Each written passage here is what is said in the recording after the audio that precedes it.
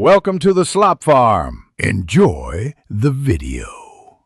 In this video, I will explain how to make kombucha tea. First, gather your ingredients.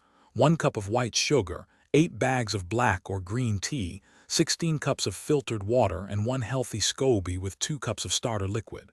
Make sure all your brewing equipment, like a 1-gallon glass jar, is sparkling clean. Begin by brewing a strong tea concentrate with 4 cups of water and the tea bags.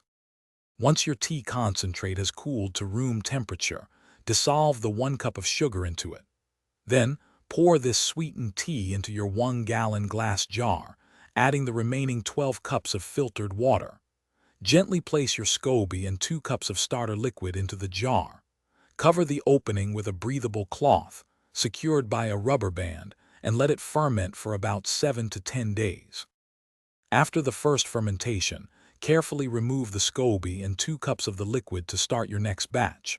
Now, it's time for the second fermentation, where you add flavor. You can use about 1/4 to 1/2 cup of fruit puree or juice per 16-ounce bottle.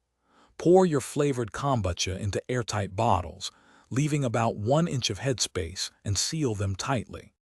For optimal carbonation, let your sealed bottles sit at room temperature for 1 to 3 days. Always burp them daily by briefly opening the cap to release excess pressure. Once it reaches your desired fizziness, transfer the bottles to the refrigerator. This significantly slows down the fermentation process.